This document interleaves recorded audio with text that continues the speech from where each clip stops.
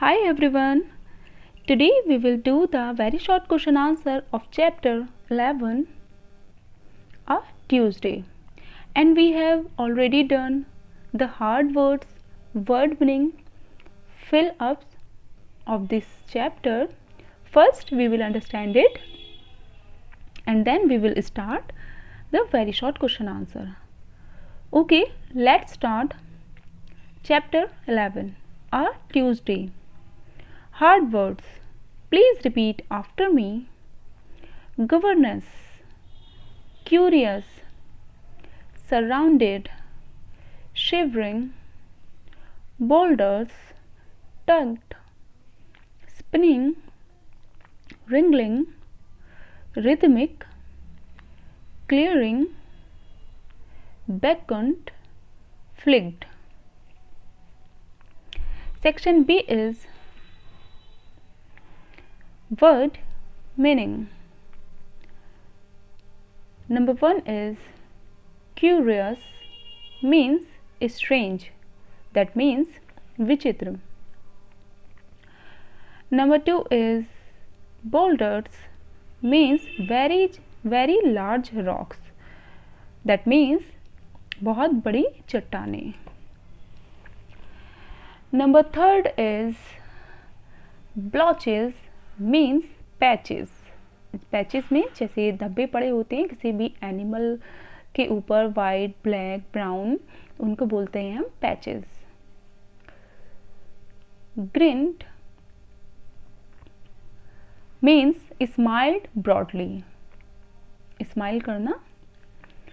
Number 5 is echoed, that means repeated, means दोहराया जाना. Number 6 is ferocious, means very angry, means बहुत गुस्से से.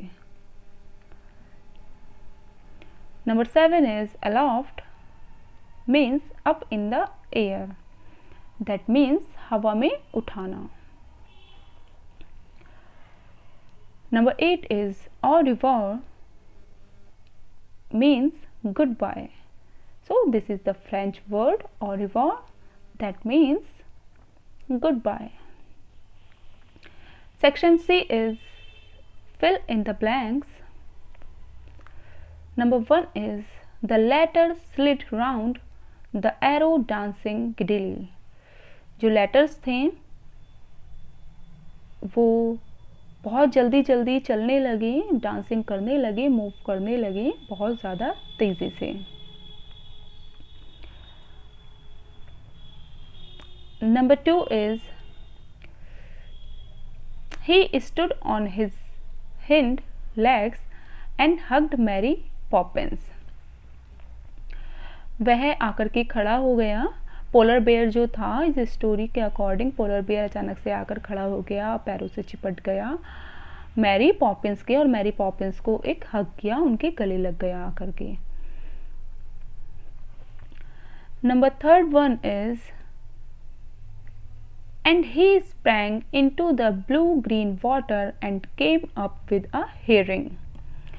और क्या होता है इस स्टोरी के अकॉर्डिंग, जब वो दोबारा से वो जो उनके पास मिलता है माइकल को क्या मिलता है इस स्टोरी के अकॉर्डिंग, वो एक पार्क में रहते हैं एंड देन सडनली माइकल को एक कंपास मिलता है और वो कंपास जो होता है वो as a time machine work करता है. वैसे तो कंपास जो होता है वो हमें को डायरेक्शन बताता है, बट वो जो कंपास था वो मैजिकल कंपास था. जैसे आपने मैजिकल मूवीज़ भी देखी होंगी, कोई वॉच होती है, अचानक से उसका स्विच बटन दबा देते हैं एंड देन सारी चीज़ें घूमने लगती हैं बहुत जल्दी से, तेज़ी से, और वो दूसरी दुनिया में चले जाते हैं. उसी के ऊपर ये अकॉर्डिंग स्टोरी है. वो अलग अलग पूरे वर्ल्ड का टूर कर लेते हैं, सभी एरियो का, ईस्ट का, वेस्ट का, नॉर्थ का, साउथ का.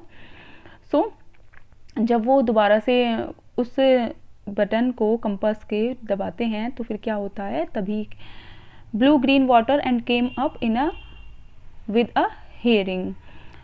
जो पांडा होता है वो मछली पकड़ने में बहुत ज़्यादा तेज़ होते हैं. हेरिंग मीन्स होता है अ सिल्वरी स्मॉल फिश.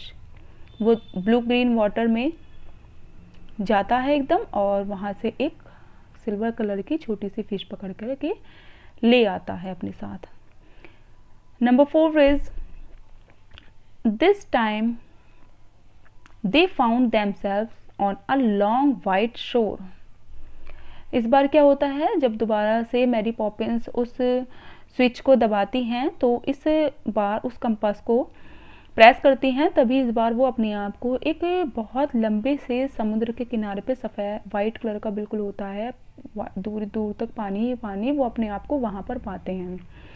इस स्टोरी को सुनिएगा, बहुत इंटरेस्टिंग स्टोरी है ये, जिसके अकॉर्डिंग आपकी ये पूरी एक्सरसाइज एंड क्वेश्चन आंसर हो जाएंगे। Number 5 is he looked at her for a moment and then turned to the sea. उसने कुछ देर तक उनको देखा, कुछ क्षण के लिए उनको देखा। किसने देखा? यहाँ पर माइकल देख रहा था मैरी पॉपिंस को, जब मैरी पॉपिंस उसको इंटरप्ट कर रही थी कि तुम क्या कर रहे हो, ये क्यों इतना ज़ोर ज़ोर से हेरिंग हेरिंग चिल्ला रहे हो। तो फिर दोबारा से उसने उसके बाद समुद्र की तरफ देखा। बट यहाँ पे क्या होता है, जब दोबारा समुद्र की तरफ देखता है तो समुद्र तो तब होता ही नहीं है और वो वापस से उसी पार्क में आ जाते हैं। Now we will start the very short question answer of this chapter. Okay, let's start. Question number 1 is what was the name of the governess. जो गवर्नेस थी गवर्नेंस मीन्स जो ट्विंस थे उनकी देखभाल करने वाली जो थी उसका नेम क्या था। So the name of the governance was Mary Poppins. Governance का जो नेम था वो था मैरी पॉपिंस, और मैरी पॉपिंस ही जेन और माइकल को और उन दोनों ट्विंस को पूरे संसार की वर्ल्ड टूर करा रही थी उस कंपास के जरिए, क्योंकि वो जो कंपास था वो उनके पास एक मैजिकल कंपास था। Question number 2 is what did Michael finds by the road side. Michael को रोड के किनारे पर क्या मिला था, क्या पाया गया था माइकल को?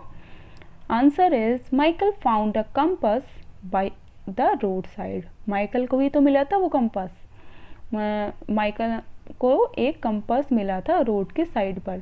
माइकल को कंपास मिला, उसने मैरी पॉपिंस को दिखाया मेरे को कंपास मिला है। जब मैरी पॉपिंस ने बोला कि हम इस कंपास से सारी डायरेक्शंस का पता लगा सकते हैं और हम घूम सकते हैं, तो माइकल को बिलीव नहीं हुआ था। तो फिर मैरी पॉपिंस ने बहुत एक्साइटेड होकर उनको ये सब दिखाया था, और स्विच जैसे ही वो उस कंपास का प्रेस करते थे वो एकदम से अलग दुनिया में पहुंच जाते थे। कभी वो ईस्ट की साइड पर चले जाते थे, कभी साउथ की साइड, तो कभी बहुत ज़्यादा पहाड़ों में, कभी जंगल में, कभी ग्रास में, ऐसे वो पहुंच जाते थे। Question number 3 is what did polar bear give to Mary Poppins. Polar bear ने मैरी पॉपिंस को क्या दिया था? पोलर बेयर जो था, भालू जो था, वो पोलर बेयर, उसने मैरी पॉपिंस को क्या दिया था? Polar bear give a small silvery fish to the Mary Poppins, to Mary Poppins. Polar bear ने एक छोटी सी small silvery fish Mary Poppins को दी थी। Question number 4 is what is hyacinth macaw. ये क्या है? ये हैसेंट मकाओ क्या है ये? So the answer is Hyacinth macaw is a parrot native to Central and Eastern South America. जो हैसेंथ मकाओ है वो एक पैरट है, जो मैंने आपको स्टोरी में भी दिखाया था। जब वो जाते हैं साउथ की साइड तो उन्हें एक पैरट मिलता है, हैसेंथ मकाओ। ये एक प्रजाति होती है पैरट्स की, तोतों की, जो कि सबसे बड़ी होती है वर्ल्ड में। ओके, अबाउट 1 मीटर तक ये बड़ा होता है, एंड ये पाई जाती है स्पेशली ईस्टर्न साउथ अमेरिका में। सो ये एक पैरट है। Hyacinth macaw is a parrot. Question number 5 is what was the name of the dolphin.